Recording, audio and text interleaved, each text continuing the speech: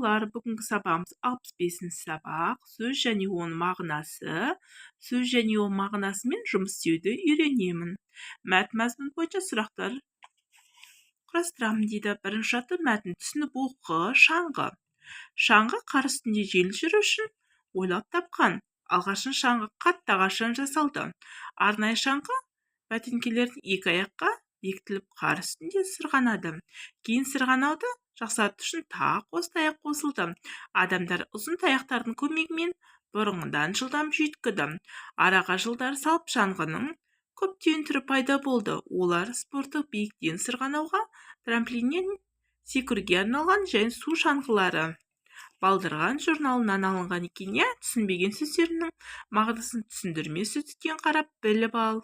Мәтін мазмұны бойынша берілген сұрақтарын жалғастырып көр дейді. Балалар, қараңыз, мына жерде 4 сұрақ берілген екен. Енді жалғастырып көрейік.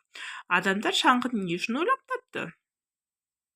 Алғашында шаңғы қандай болды? Арғы үшінші, төртіншісін өзіміз не аламыз, тауымыз, ойлап табамыз. Адамдар шаңғыны не үшін ойлап тапты дейді. Балалар, адамдар шаңғыны қар үстінде жеңіл жүру үшін ойлап тапқан екен. Алғаш шаңғы қандай болды? Шаңғы қатты ағаштан жасалды. Енді балалар, қараңыздар. Арғы жалғастырамыз. Алғашында шаңғы неден жасалды? Алғашында шаңғы неден жасалған екен?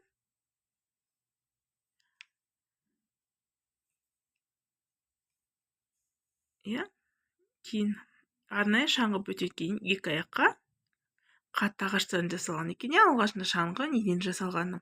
Шаңғының қандай түрлері пайда болды? Шаңғының түрлері, балалар, қараңыз, олар спорттық биіктен сырғанауға, трамплиннен секіруге арналған су шаңғылары пайда болған екен. Спорттық осылай.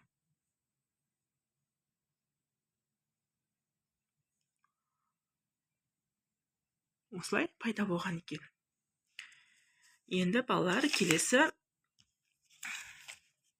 мына сөздерді кестедегі қай топқа тиісті екенін тап және оларды дұрыс орналастыр дейді. Шаңғы, қар, жасалды, қатты, екі, таяқ, ағаш, қосылды, ұзын, қос, сырғанады дейді. Балалар, бұл жерде заттың аты кімне?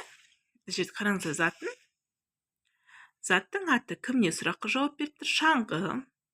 Біріншісіне шаңғы, қар, таяқ, ағаш. Бұл кімне деген сұраққа жауап бер. Заттың сыны қандай? Қатты, ұзын, Ал үшіншісі заттың саны қанша, неше? Екі, қос. Қимылдың атауы дейді. Не істеді? Қайтты, жасалды, қосылды, сырғанады. Үйсіп жасасыздар, балалар. Енді екінші жатту. Суретке қара. Мына спорттың шаңғы қай түрмен шұғылданып жүрде ойлайсың дейді. Балалар, фристайл, фристайл немесе шаңғы, секіріп неше түрлі трюктер жасап жатыр, бұл жерде. Және олимпиада ойындарына да қатысады, бұл.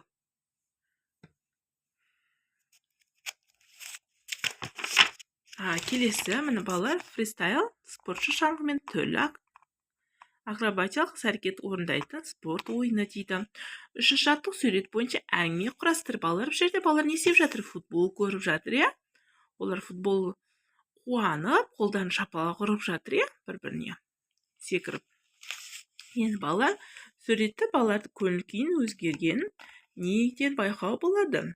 Сөз қимылдың көмегімен қуанған балалардың көңіл күйін беруге тырысады. Балалар, қараңыздар, мына жерде бекіп жаздық. Айбек, Арлан, Төреші, футбол жанкерлері. Олар Тараз футбол командасына жанкер болып отыр.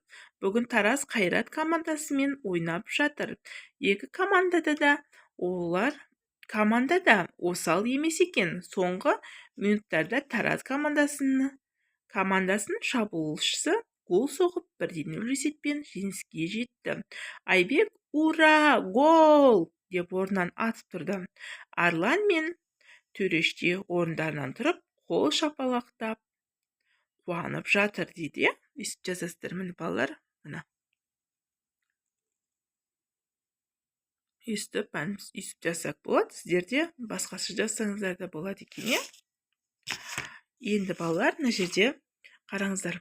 4-ші атты жаңылғашты жатқа жаз. Аяғым таяғыма тиді. Таяғым аяғыма тиді. Қарамен жазған сөздердің мағынасын түсіндір. Сөз мағынасы қай дыбыстың әсерінен өзгерген айт дейді. Балалар, аяғым, таяғым.